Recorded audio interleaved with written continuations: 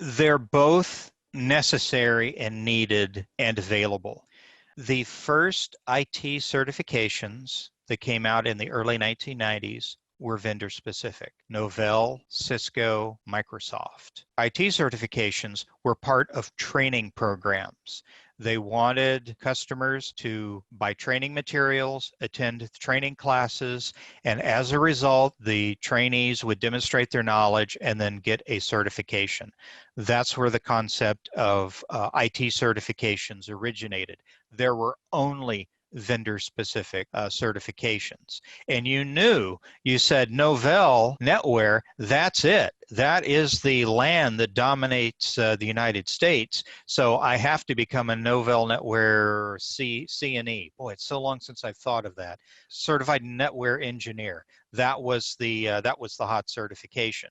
So you knew that you were going to specialize in that, and you knew that any job you were going to get was you were going to be working on Novell networks. Same thing with Cisco people, putting together infrastructures. You knew you were going to be working with Cisco routers and equipment. And then the same thing with the Microsoft people. You knew you were going to be working with Windows Workstation and Windows Server and so forth. So the first vendor neutral certification that I'm aware of, or that I became aware of back in the mid 1990s, was the CISSP, which I believe was created. The ISC Squared was asked to conduct a security training class, I believe, for the United States Post Office in San Jose, California. If I remember correctly, there were 60 attendees, and they were the first people given the CISSP exam for how whatever it was back then. I'm sure it's nothing like it looked now. And those were the first 60 people certified with the CISSP. I shouldn't say that. The originator of the ISC Squared, Hal Tipton, he was CISSP #1. But CISSP is vendor neutral. When you look at it, it doesn't say Cisco, it doesn't say Microsoft, it doesn't say Google or Amazon or anything like that. So there was a recognition for vendor neutral guidelines, best practices, standards, if you will, put together by a consortium of reputable companies. And that would be a guidance to anybody, regardless of what technology you used. Today, if you know that you are a Cisco person and you're going to work on Cisco no matter where you go, you can get a complete litany of Cisco certifications. You don't have to worry about it. However, if you're a networking person and you say, well, I'll work on any network that they put me on, but I don't know what certification should I go. Should I go for Cisco? Should I go for Checkpoint? Should I go for Juniper? Should I go for Palo Alto? I just have no idea what my next job is going to have. That's where you would concentrate on vendor neutral certifications. First of all, nobody didn't get hired because they had Cisco certifications. Cisco certifications are one of those gold standards that you hear about.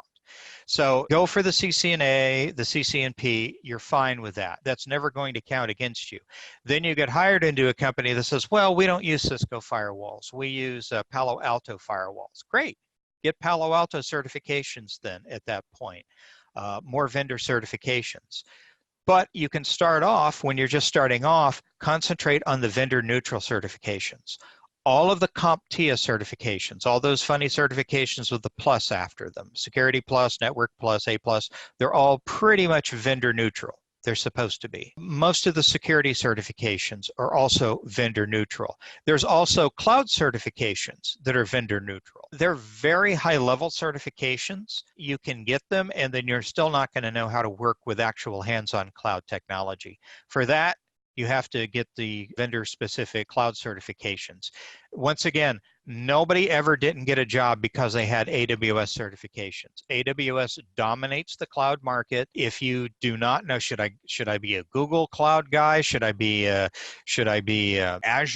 Should I be Oracle? Or should I just say the heck with all of those and just get VMware certifications and try to get a job in a data center working on the hardware? You know, AWS is a great choice. There's going to be plenty of jobs out there for decades to come in AWS. There are so many mission mission critical companies to the United States that are completely invested in AWS to the point where they can't back out. They cannot not use AWS anymore, has sort of locked in AWS as the best future career choice as far as cloud security professionals go. And I know Oracle and IBM and Microsoft don't want to hear that, but that's really the truth. So AWS is your best bet there. As far as, let's see, who am I forgetting? The systems people.